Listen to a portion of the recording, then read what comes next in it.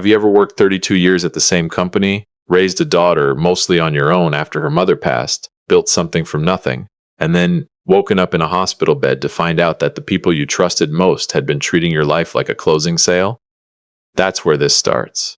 Not with some dramatic confrontation, not with shouting or a courtroom scene. It starts with me lying in a bed at St. Catherine's Medical Center in Columbus, Ohio, 3 days after a cardiac event. That's what they called it. A cardiac event. Like my heart had scheduled a meeting and forgotten to tell me, staring at the ceiling tiles and waiting for my daughter to call back. She didn't. My name is Gil. I'm 58 years old. I spent 3 decades as a field supervisor for an electrical contracting company, the kind of work where you're up before the sun and home after dark, and your hands never quite get clean no matter how long you scrub. I wasn't rich, but I was comfortable. I owned my house outright, a 3-bedroom ranch on Clover Mill Road that I paid off the year my daughter started high school. I had such a mention. A savings account I never touched, a truck I bought with cash. My wife, Lorene, died of ovarian cancer 11 years ago, and after that it was just the two of us. Me and my daughter, Becca, and I did the best I could. I thought I did all right. The morning I came home from the hospital, I sat in the passenger seat of my own truck while Becca's husband drove. His name is Trent. He's 34, sells software for a living, and has the kind of handshake that tells you everything you need to know about a man, soft in the middle, gone too fast. Becca sat in the back. She was on her phone the whole drive. Not texting, not checking email, just holding it, staring at it, like it was easier to look at than me.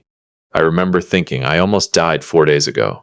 I almost died, and the most uncomfortable person in this truck is my daughter. I didn't say anything. I watched Columbus go by through the window, the CVS on 5th, the Kroger where Lorene used to do her shopping on Saturday mornings, the stoplight at Broad and High that takes forever, and I just breathed. The doctors said I needed to take it easy. No stress, no salt. Cardiac rehab starting in 2 weeks. Trent pulled into my driveway and kept the engine running. We got you some groceries, Becca said, finally looking up. They're in a bag on the counter. Soup, mostly. And the bland crackers you like. Thank you, I said. We'll check in, Trent said. He didn't turn around. I got out of the truck. I walked to my front door. I heard them pull away before I even had the key in the lock. I want to stop here and tell you something about Becca, because I don't want you to think she was always like this. She wasn't. She was a good kid, curious, a little stubborn, the kind of girl who would argue with her teachers and usually be right. She played soccer through high school. She called me every Sunday when she went to Ohio State. After Lorene died, she came home for a whole month, and we cooked dinner together every night and watched old movies and didn't talk much, but we didn't need to. I don't know exactly when things changed. I think it was gradual. Trent came into the picture about 5 years ago. She met him at some conference in Cincinnati, and at first it was fine. He was polite, attentive. He brought wine when he came for dinner, but slowly the Sunday calls got shorter. The holiday visits got briefer. She started canceling plans. When I'd call and Trent was home, she'd get off the phone fast, like she'd been caught doing something wrong. I told myself it was just married life. Adjusting priorities. Normal. I told myself a lot of things. The first 3 weeks after I got home from the hospital, I managed on my own. I went to cardiac rehab on Tuesdays and Thursdays at the Riverside Methodist Outpatient Center. I ate the soup. I took the pills. I watched more television than I'd watched in the previous 5 years combined. Becca came by once on a Wednesday afternoon. She stayed 45 minutes, reorganized my kitchen cabinet without asking, and left with a hug that felt like it was intended for someone else. Trent never came in. He sat in the truck in the driveway. I could see him through the front window, on his phone, engine running, waiting. I started to notice other things during those weeks. Small things, the kind you brush off at first because you don't want to be the suspicious type. My filing cabinet in the spare bedroom. I keep all my important papers there. Insurance documents, the deed to the house, my pension records had been gone through. Not ransacked, just reorganized. Like someone had been careful about it. I mentioned it to Becca on the phone. I was looking for your insurance card when you were in the hospital, she said. We needed it for the billing department. Made sense. I let it go. Then I got a letter from my bank, First Federal, where I've kept my accounts for 26 years, asking me to confirm a change of address request that had been submitted on my behalf. I hadn't submitted any change of address request. I called the bank. They told me someone had called in and requested my statements be mailed to a different address, a P.O. box I didn't recognize. The representative said it had been flagged by their fraud prevention team, which is why they were contacting me before processing it. I sat in my kitchen for a long time after I hung up. I thought about the filing cabinet. I thought about Trent sitting in that truck every single time, never coming inside. I thought about the way Becca's voice went tight whenever I asked about money, about the house, about anything practical. I thought about my wife's diamond ring, which I kept in a small velvet box in my sock drawer, and which I had not looked at since before the hospital. I went and checked. It was gone. I'm not a man who cries easily. Lorene used to tease me about it, said I could watch a dog die in a movie and sit there like a stone. But I sat on the edge of my bed that afternoon and I cried. Not because of the ring, exactly, though that hollowed me out in a way I can't fully describe. I cried because I understood what I was looking at. I understood that while I'd been lying in that hospital bed with wires on my chest, wondering if I was going to see my daughter again, she and her husband had been in my house, going through my things, making phone calls. I thought about what I'd given them over the years. The down payment on their condo? $30,000 because Becca asked and I said yes without blinking. The new car I co-signed for Trent when his credit was shot. The money I'd slipped into Becca's account quietly, month after month, because I knew they were stretched thin and I'd rather eat less than watch my kids struggle. 32 years of calloused hands. And this, I didn't know what to do. I'm not a lawyer. I'm not a confrontational person by nature. I'm the guy who fixes things quietly, who shows up early and stays late and doesn't make waves. The idea of accusing my own daughter of something, even with the evidence sitting right in front of me, felt impossible in a way I didn't have words for. So I did what I always do when I don't know what to do. I went to the hardware store. It sounds ridiculous, I know. But I've been going to Halcott's Hardware on Morse Road since 1994, and there's something about the smell of the place, sawdust and machine oil and something metallic underneath, that has always helped me think. I bought some weather stripping I didn't need and a new set of cabinet hinges, and I walked the aisles for an hour just to feel like myself again. That's where I ran into him. He was in the electrical supplies aisle, staring at a wall of wire connectors with the expression of a man who was in over his head. Tall guy, maybe 35, with the kind of build that said he'd been athletic once and had mostly kept it. He was wearing a jacket with a logo on the breast pocket, some kind of consulting firm. I didn't catch the name. The orange ones are for 14 gauge, I said. If you're wiring a standard outlet, those. He looked at me, then at the connectors, then back at me. I've been standing here for 15 minutes, he said. I could tell. He laughed. And then something in his face shifted, a small thing, a kind of double take, and he looked at me more carefully. Jill, he said. Jill Marsh? I looked at him. I didn't recognize him. It's me, he said, Terrence Okafor. My mom rented the apartment above the laundromat on Livingston, back in the late 90s. And then it clicked, Terrence. Skinny kid, maybe 17, showed up at my job site one summer because his neighbor said I sometimes hired day labor for the big residential jobs. His mother was raising 3 kids alone and working doubles at the hospital, and the family was behind on rent. I'd hired him for a few months, paid him fair. And one winter, I think it was 98 or 99, the landlord threatened to evict them right before Christmas. I'd loaned his mother $600. I told her not to worry about paying it back. I'd forgotten all of it, mostly. The way you forget small kindnesses because they didn't feel like kindnesses at the time, they just felt like the obvious thing. Terrence had not forgotten. We stood in that hardware aisle for 2 hours. He'd gotten an electrical engineering degree on a scholarship, worked his way up at a firm in Atlanta, moved back to Columbus 3 years ago when his mother got sick. He was doing well. Really well from what I could tell. Not showy about it, but the kind of steady, built from the ground up well that I recognized because it looked like mine. And because I was tired, and because I hadn't talked to anyone who actually looked me in the eye in about 3 weeks, I told him, not everything, not right away, but enough. He listened. He didn't offer opinions right away or try to solve it. He just listens and nodding sometimes, the way people used to listen before everyone had an angle. When I finished, he was quiet for a moment. I'm not a criminal attorney, he said, but I have a colleague who is. I started to say something about not wanting to make a big thing out of it, not wanting to drag Becca into anything, the usual excuses I'd been rehearsing in my head for 3 weeks. He stopped me.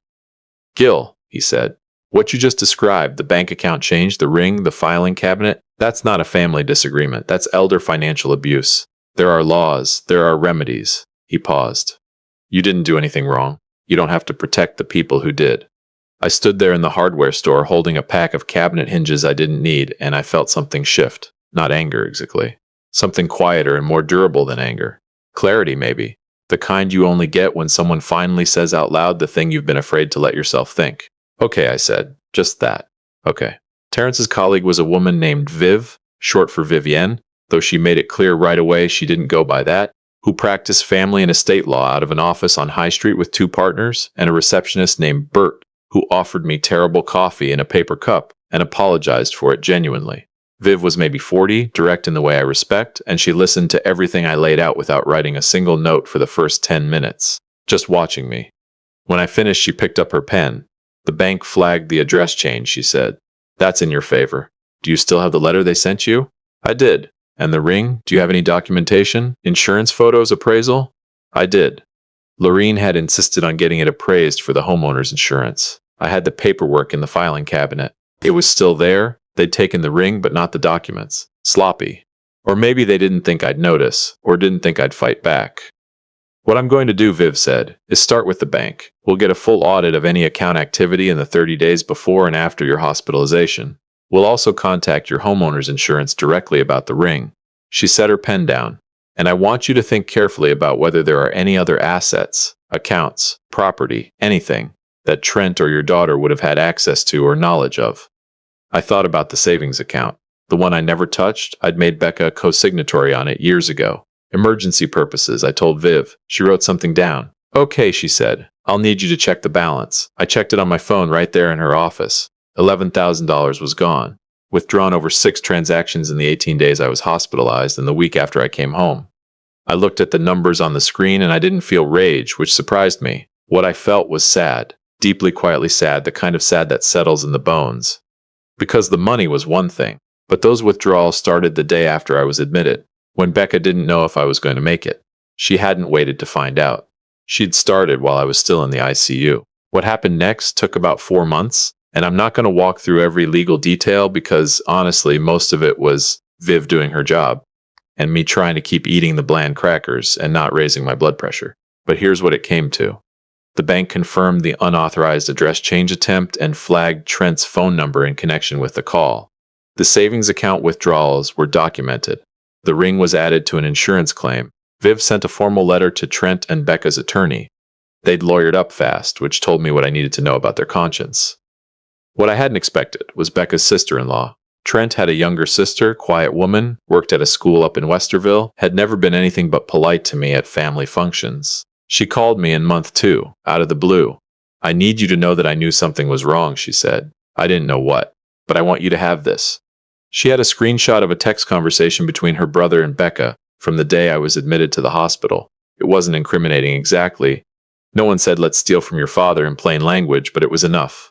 Talk about the accounts. Talk about the house. Talk about getting things in order before I made any decisions from the hospital. Before I made any decisions, like my being alive was the inconvenient variable in their equation. Viv used the texts. I won't tell you it was a perfect outcome because nothing about it was perfect. Becca and Trent paid back the $11,000 and the value of the ring from a settlement.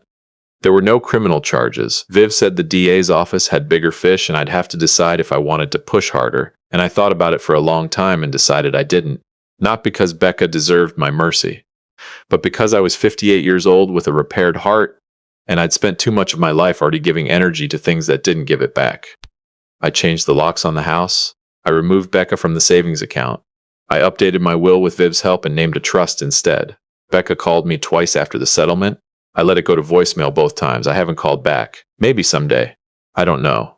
There's a version of this where I find it in me to have that conversation, to hear whatever she has to say, to figure out who she became and why. But I'm not there yet.